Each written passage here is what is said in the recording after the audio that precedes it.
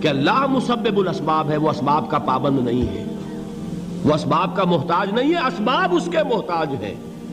اگر یہ یقین ہے تو اللہ پر ایمان ہے، یہ نہیں ہے تو تمہارا ایمان اسباب پر ہے، وسائل پر ہے، ذرائع پر ہے، مادیات پر ہے، اللہ پر نہیں۔ اس وقت کہاں راستہ تھا؟ کوئی راستہ تھا؟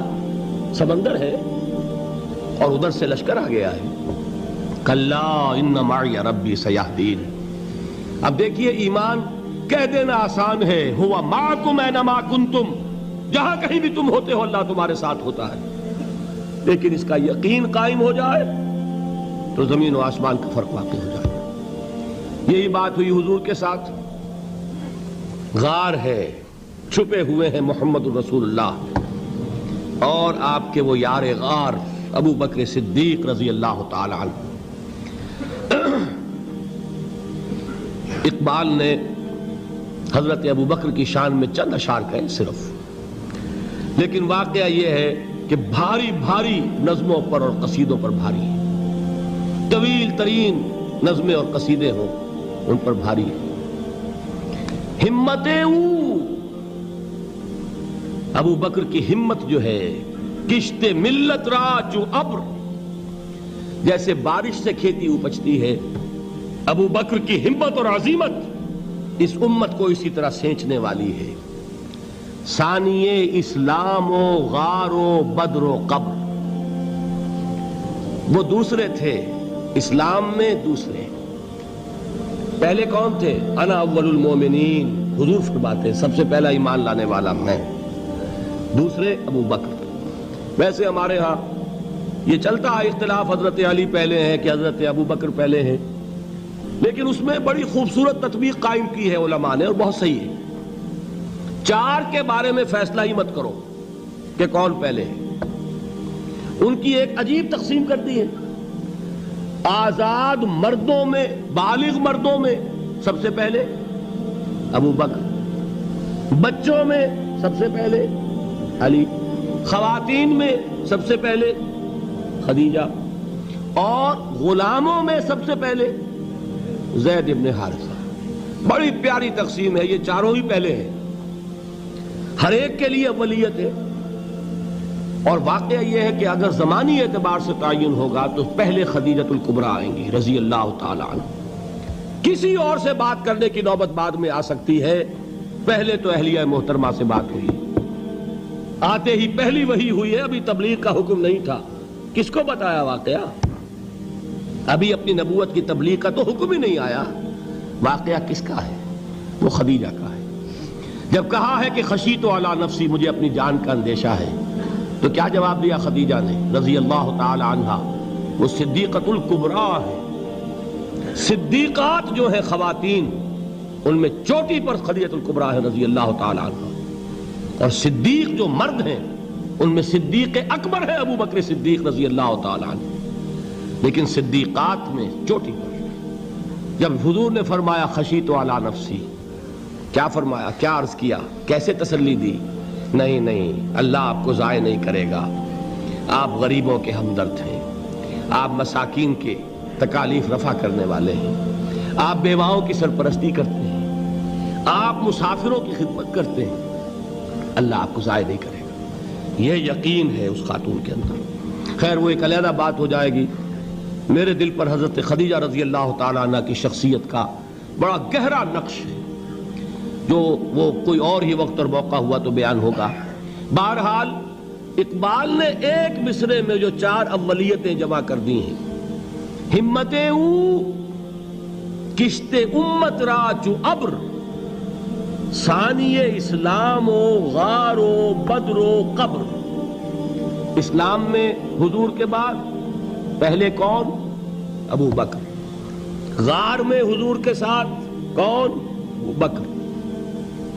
بدر کی رات اللہ کا رسول سربسجود، وہ جھاڑ، وہ گھاس پھوس کی جو جھوپڑی بنائی گئی تھی، اور وہاں تلوار ننگی لے کر پہرا دینے والا کون؟ ابو بکر۔ اور اس حجرہ عائشہ میں محمد کے بعد سب سے پہلے دفن ہونے والا کون؟ ابو بکر رضی اللہ تعالی عنہ وصلی اللہ علیہ وسلم۔ وہ جو معاملہ میں سنا رہا تھا غار ثور کا، حضرت ابو بکر بھی حضور کے خیال سے لرز گئے ہیں. آپ کو یاد ہوگا کہ جا کر پہلے تمام جتنے سوراخ تھے انہیں بند کیا ہے. ایک سوراخ رہ گیا تھا جس کو بند کرنے کے لیے کوئی کپڑا نہیں تھا. وہاں اپنی ایڑی رکھی ہے. تب کہا ہے حضور سے تشریف لائیے, اور اپنے زانو پر حضور کو لٹایا ہے. اور وہاں کسی موذی جانور نے کاٹا ہے. حضور کی آنکھ لگ گئی تھی. اس وقت اس بل کے اندر جو بھی بچھو ہے کیا ہے واللہ عالم, اس نے کاٹا ہے. اس کی تکلیف کی وجہ سے ابو بکر کی آنکھوں سے آنسو ٹپک گئے. حضور کے چہرے مبارک پر پڑے ہیں تو حضور جاگے ہیں, معاملہ کیا ہے. ایڑی نہیں ہٹائی وہاں سے, مبادا وہ جانور وہاں سے نکل کر محمد الرسول اللہ کو کوئی گزن پہنچا دے. ابو بکر کی ایڑی ہے, جس طرح چاہے کھا لے, ختم کر دے, جان نکل جائے تب کوئی آنچ آئے محمد پر تو آئے, لیکن جیتے جی نہیں. وہ ہے ابو بکر. حضور کے خیال سے اس وقت حضور نے پھر اپنا لعاب دہن لگایا ہے, اور اس سے پھر آپ کی تکلیف ختم ہوئی. جیسے خیبر میں حضرت علی کی آنکھ دکھ رہی تھی, اس کو جو شفا حاصل ہوئی ہے وہ بھی حضور کے لعاب دہن سے ہوئی.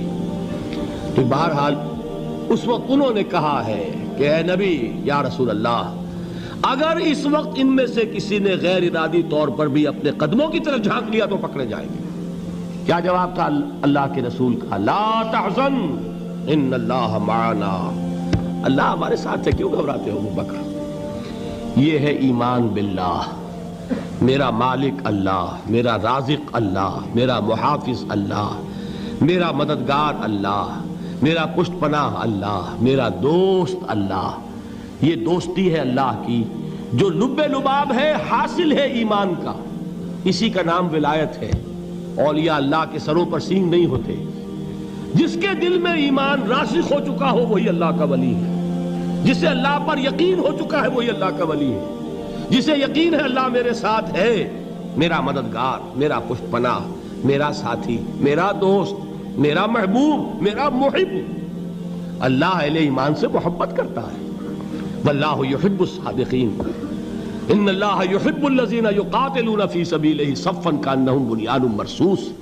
اللہ محبت کرنے والا, اہل ایمان محبوب, اور اہل ایمان محبت کرنے والے اللہ محبوب. والذین آمنوا اشد حبا للہ. آپ تصور کیجئے جسے یہ رشتہ ایمان یا رشتہ ولایت حاصل ہو جائے, الا ان اولیاء اللہ لا خوف علیہم ولا هم یحزنون. آگاہ ہو جاؤ, اللہ کے دوستوں کے لیے نہ کوئی خوف ہے نہ کوئی حزن ہے. اور میں بیان کر چکا تھا, خوف اور حزن کے خاتمے ہی کا نام امن ہے. زوال خوف, زوال حزن. یہ خوف اور حزن کیوں آتے ہیں بار بار؟ اللہ تخافوا ولا تحزنوا, دونوں آ گئے. الا ان اولیاء اللہ لا خوف علیہم ولا هم یحزنون, پھر وہی دو. وہ کیوں ہے؟